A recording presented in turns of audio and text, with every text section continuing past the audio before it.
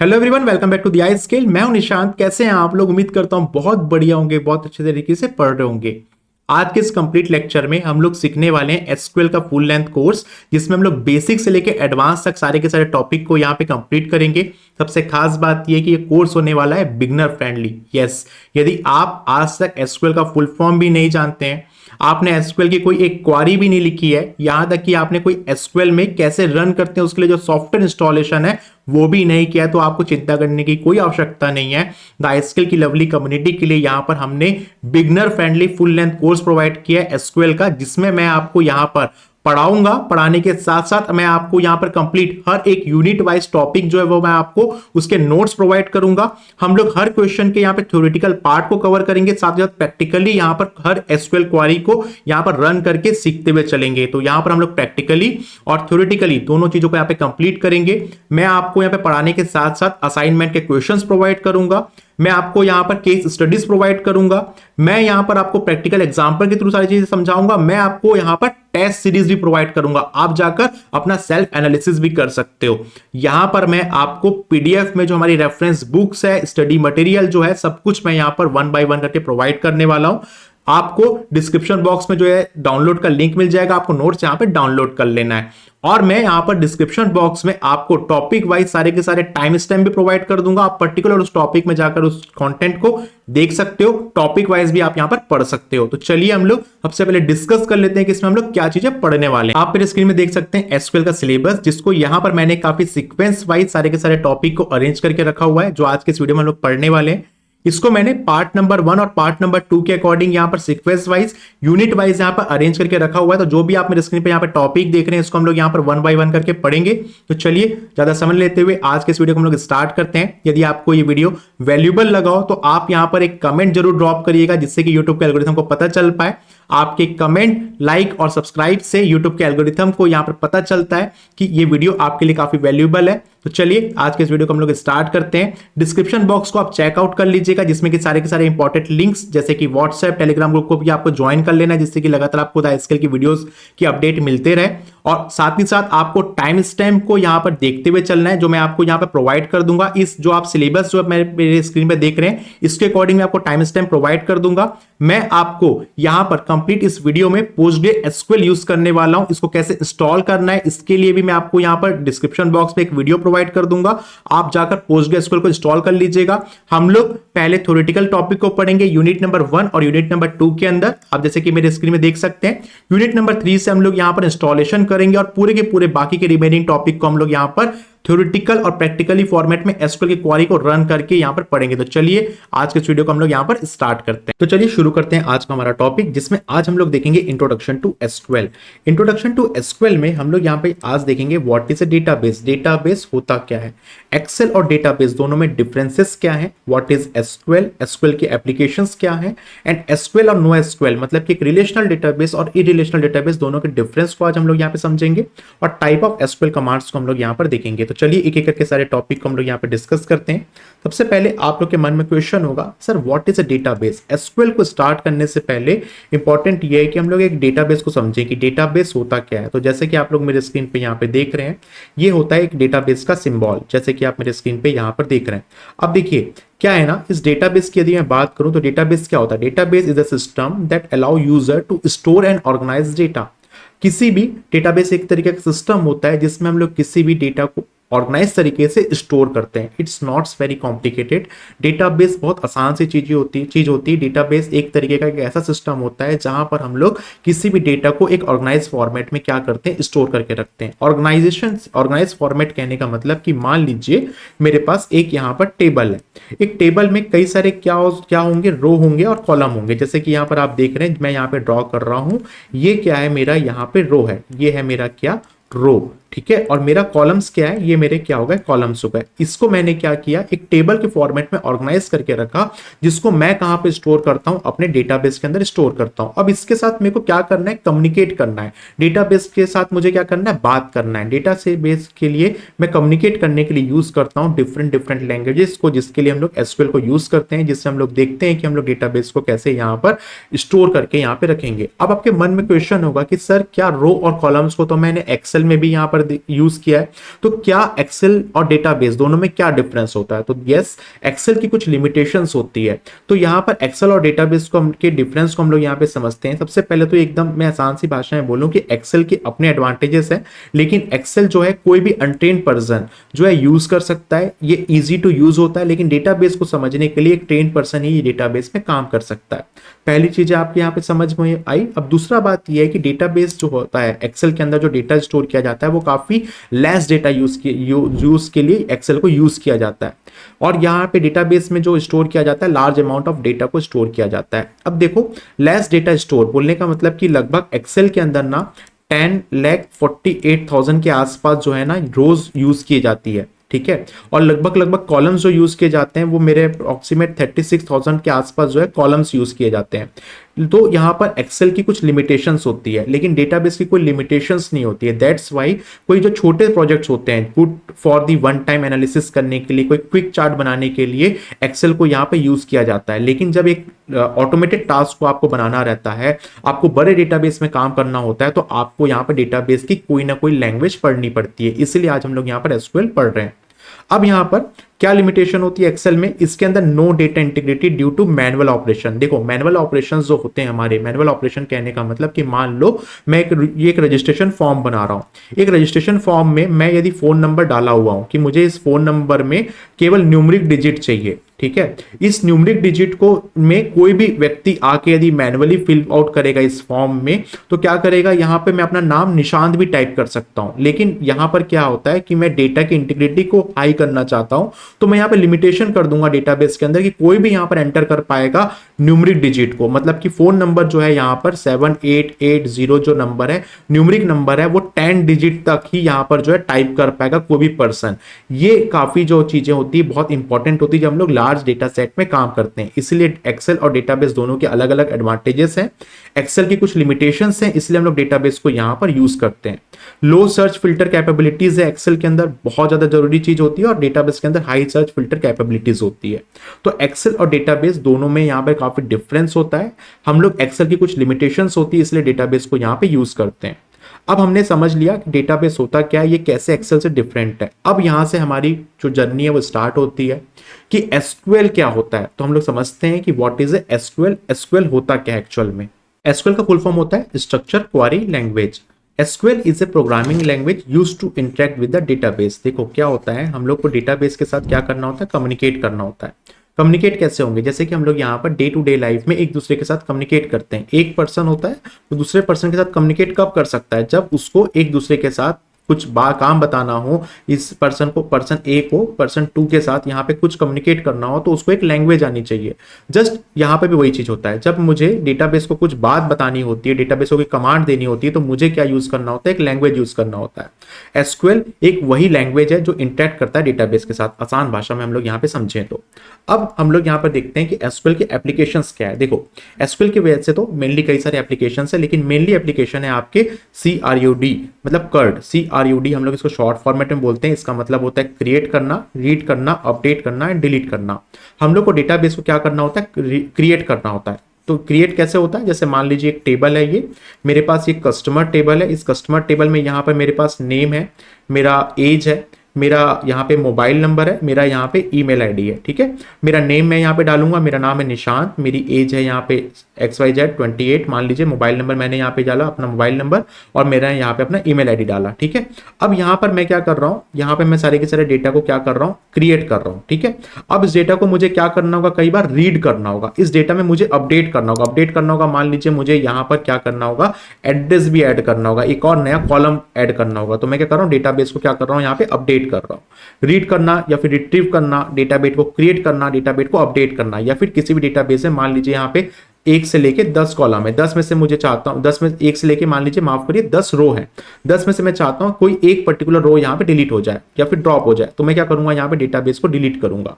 तो एसक्यूएल के ये मेनली एप्लीकेशंस होते हैं, जिसको अभी हम लोग आगे चलकर यहाँ पे समझेंगे। तो हम लोगों ने ये समझ लिया कि डेटाबेस होता क्या है, एसक्यूएल होता क्या है, एसक्यूएल और एक्सेल दोनों में डिफरेंस क्या होता है। अब मेनली और सबसे इंपॉर्टेंट चीज हम लोग देखने वाले हैं, एसक्यूएल और नो एसक्यूएल दोनों में क्या डिफरेंस यहाँ पर होता है। एक तरफ है हमारे पास रिलेशनल डेटाबेस, दूसरी तरफ है हमारे पास नॉन रिलेशनल डेटाबेस। एसक्यूएल जो डेटाबेस होता है वो क्या होता है, एक रिलेशनल डेटाबेस होता है। नो एसक्यूएल जो होता है हमारा नॉन रिलेशनल डेटाबेस होता है। एक चीज आप ध्यान में रखिए, आप एसक्यूएल पढ़ रहे हैं, इंटरव्यू में एक क्वेश्चन आपसे पूछा जा सकता है और बहुत ही इंपॉर्टेंट क्वेश्चन है, कोई भी आपके फंडामेंटल को चेक करने के लिए आपसे पूछेगा कि एसक्यूएल किस तरीके का डेटाबेस है, तो आपको आंख बंद करके निश्चित होकर एक जवाब देना है, वो है उसका आंसर है एसक्यूएल एक तरीके का रिलेशनल डेटाबेस है। ठीक है, बाकी जो डेटाबेसेस हैं नो एसक्यूएल डेटाबेस कहलाते हैं। एसक्यूएल जो डेटाबेस है वो एक किस तरीके का डेटाबेस होता है, वो रिलेशनल डेटाबेस की कैटेगरी का डेटाबेस होता है। अब आपको एक चीज और क्लियर करना है कि sir what is a relational database and what is a non relational database. देखो क्या था, मैंने अभी आपको बताया ना कि हमने एक्सेल देखा, एक्सेल वर्सेस बात हमने क्या किया था, एसक्यूएल का किया था। एक्सेल के कुछ लिमिटेशंस होते हैं, इसलिए हम लोग क्या यूज करते हैं, एसक्यूएल यूज करते हैं। लेकिन एसक्यूएल के भी कुछ लिमिटेशंस होते हैं जिसके लिए जरूरत पड़ने पे हम लोग क्या यूज करते हैं, नो एसक्यूएल के कुछ जो हमारी प्रोग्रामिंग लैंग्वेज होती है वो भी यूज करते हैं, जैसे कि मोंगोडीबी, राइट। अब यहां पर रिलेशनल डेटाबेस जो होता है वो क्या होता है, नॉन रिलेशनल डेटाबेस दोनों क्या होता है, दोनों के बीच डिफरेंस क्या होता है, हम लोग एक एक करके यहां पर इसको डिस्कस करते हैं। देखो सबसे पहले चीज, ये जो डेटाबेस होता है ना एसक्यूएल डेटाबेस, इसको आपको यहां पर बनाने के लिए सबसे पहले एक प्री डिफाइंड स्कीमा आपको बनाना होता है। This database have a fix और स्टैटिक, एक प्री डिफाइंड स्कीमा होता है डेटाबेस को बनाने के लिए। लेकिन यहां पर क्या होता है, नो एसक्यूएल में जो लिमिटेशन हट जाती है वो ये होती है कि यहां पर एक डायनेमिक स्कीमा होता है। ये क्या होता है, क्योंकि यहां पे जो रिलेशनल डेटाबेस है ना उसमें जो डेटा स्टोर किया जाता है वो टेबल के फॉर्मेट में किया जाता है। मान लो मैंने एक टेबल बनाया, जो भी मैंने डिस्कस किया था, ये मेरा एक कस्टमर टेबल है, ठीक है।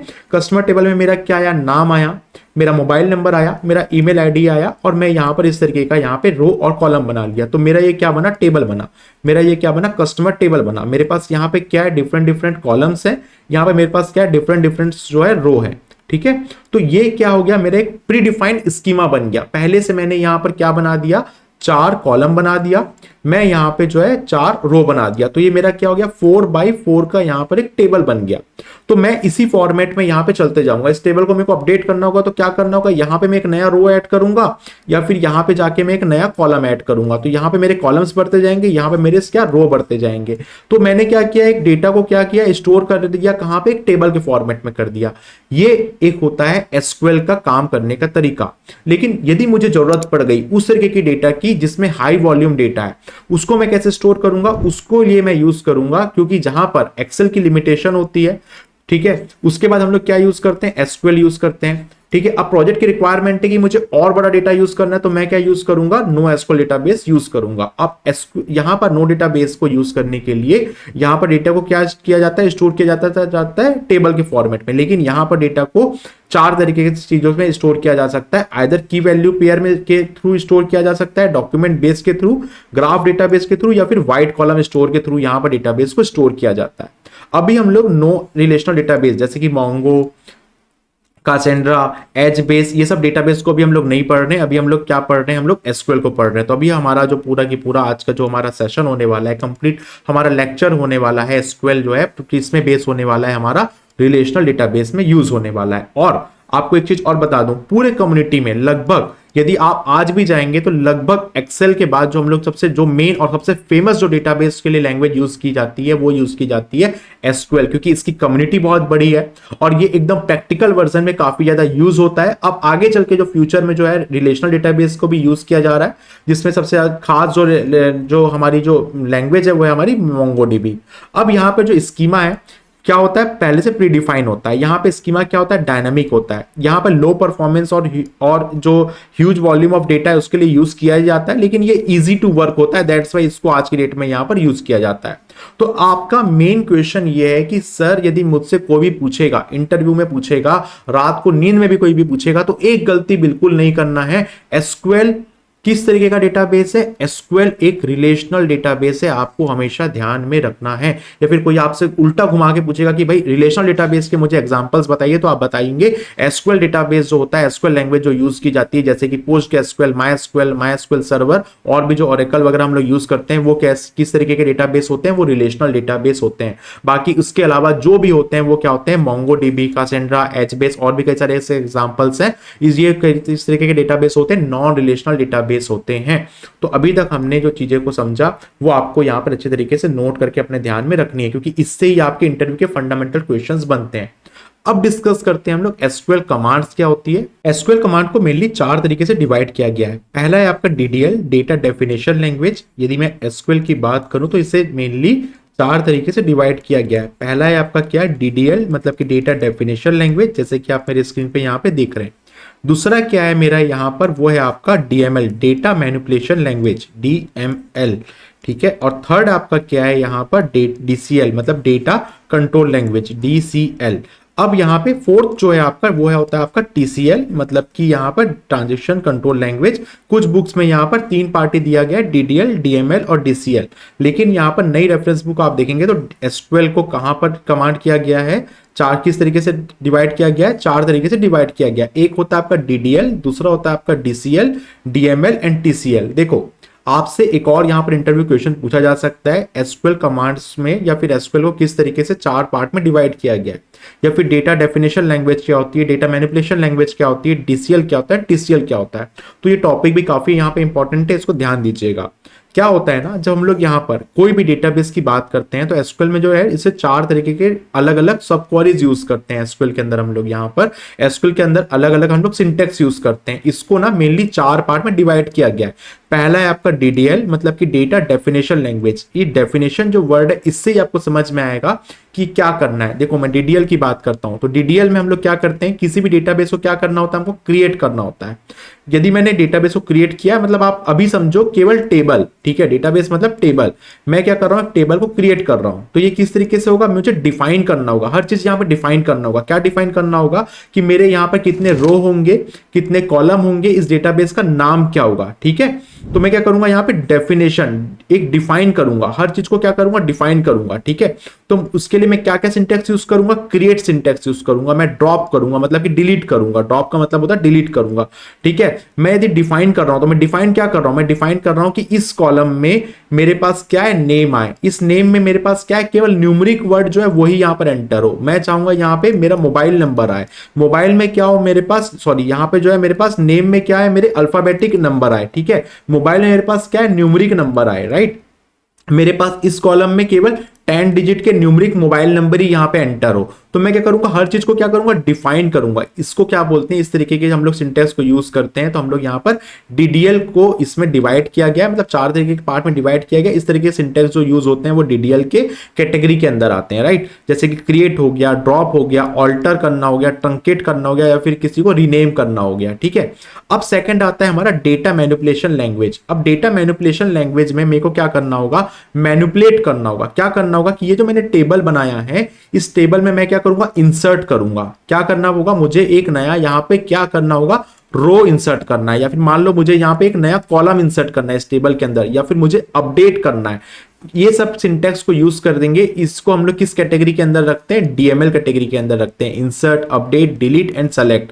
अभी आगे आने वाले लेक्चर में हम लोग इसको क्या करेंगे, एसक्यूएल के सिंटेक्स से इन सारे सिंटेक्स को हम लोग क्या करेंगे, यूज करके एक रन कर करके सीखेंगे। ये केवल इंट्रोडक्शन पार्ट है अभी। तो आप समझ के चलिए कि एसक्यूएल को किस तरीके से, कमांड को किस तरीके से डिवाइड किया गया है, 4 तरीके से डिवाइड किया गया है। बिल्कुल भी क्या करना है, आपको कंफ्यूज नहीं होना है। यहां पे क्या है आपका, डीडीएल, डीएमएल, डीसीएल, टीसीएल, ठीक है। Data definition language, data manipulation language, data control language. Control मतलब कि डेटा को क्या करते हैं, ग्रांट एंड रिवोक करते हैं। मैंने एक डेटाबेस बना दिया, सबसे पहले क्या कर रहा हूं, डेटाबेस बना दिया, मतलब एक डिफाइन किया मैंने, डेटाबेस को बना दिया। डेटाबेस को अपडेट करना है मुझे, इंसर्ट करना है, डिलीट करना है, या क्या करना है, कोई डेटाबेस को सेलेक्ट करना है। तो मैं क्या करूंगा, इसको मैनिपुलेट करूंगा। मैं सबसे पहले तो बनाऊंगा, उसको अपडेट करूंगा, या फिर उसको मैनिपुलेट करूंगा। अब तीसरा क्या हो सकता है, मुझे इस डेटाबेस को किसको एक्सेस देना है, किसको एक्सेस नहीं देना है। यदि एक्सेस देना है तो मैं क्या करूंगा, ग्रांट कमांड यूज करूंगा। मुझे एक्सेस नहीं देना है, उसको रोकना है या उससे वापस लेना है, तो मैं क्या करूंगा, रिवोक यूज करूंगा। वैसे ही होता है आपका transition control language, commit, rollback and save point हम लोग इसके लिए यूज करते हैं। तो हम लोग एक एक करके पूरे आज के इस पूरे लेक्चर में, आगे आने वाले जो लेक्चर सभी पूरा आप देखोगे कंप्लीट, उसमें हम लोग इसी को पूरा डिस्कस करेंगे, डीडीएल को, डीएमएल को, डीसीएल को, टीसीएल को, राइट। तो डेटाबेस को एसक्यूएल के जो कमांड्स है उसमें किस तरीके से 4 तरीके से डिवाइड किया गया है, आपको बिल्कुल यहां पर कोई भी चीजें रटना नहीं है, समझते हुए चलना है। अब होता है आपका नेक्स्ट टॉपिक, एसक्यूएल का डेटाबेस। अब हम लोग डेटाबेस की बात कर रहे हैं, एसक्यूएल को यूज कैसे करते हैं। अभी हमने डेटाबेस की बात की, एसक्यूएल की बात की, डेटाबेस को यूज कैसे करते हैं। देखो एसक्यूएल को अभी पढ़ने के लिए, समझने के लिए अभी आगे हम लोग क्या करेंगे, एसक्यूएल की क्वेरीज लिखना स्टार्ट करेंगे, एसक्यूएल के सिंटैक्स यूज करना स्टार्ट करेंगे, एसक्यूएल के सिंटैक्स लिखेंगे। अब सिंटैक्स को कहां पे लिखेंगे, उसके लिए अलग अलग डिफरेंट डिफरेंट टूल्स होते हैं। आप चाहें तो कोई भी टूल यूज कर सकते हैं। मेनली जो दो इंपॉर्टेंट टूल हैं वो है आपके पोस्टग्रेसक्यूएल और माइस्क्यूएल। आज के इस लेक्चर में हम लोग पोस्टग्रेसक्यूएल को यूज करेंगे, आप चाहें तो दूसरे टूल भी यूज करते हैं। Different different company different different tools use करती है, कोई ओरेकल यूज करती है, कोई यहाँ पे एसक्यूएल सर्वर यूज करती है, कोई माइस्क्यूएल यूज करती है, कोई पोस्टग्रेसक्यूएल यूज करती है। ये दोनों की जो कम्युनिटी है ना, काफी बड़ी कम्युनिटी है, इसमें आपको यूजर हेल्प जो है काफी ज्यादा मिलता है। तो हम लोग आज के इस पूरे जो आगे जो लेक्चर है उसमें मैं आपको समय समय पे जो जो यहाँ पे टूल्स यूज करूंगा वो मैं आपको इंस्टॉल कराऊंगा, इंस्टॉलेशन के वीडियो भी मैं आपको प्रोवाइड करूंगा। हम लोग अधिकतर जो यूज करेंगे यहाँ पर पोस्टग्रेसक्यूएल को यहाँ पे यूज करेंगे।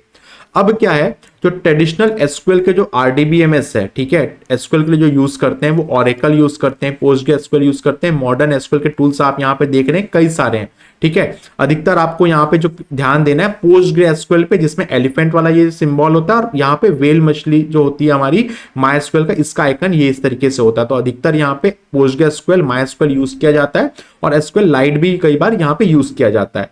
नो एसक्यूएल के यहाँ पे आप दिख रहे हैं, जैसे आप यहाँ पे मोंगोडीबी देख पा रहे हैं, ये सारे के सारे नो एसक्यूएल के हैं, नो एसक्यूएल के यहाँ पे, तो आप यहाँ पे रेफरेंस के लिए इसको देख सकते हो। आगे चल के हम लोग और भी चीजें डिस्कस करेंगे कि डेटा वेयर हाउस क्या होता है, ठीक है।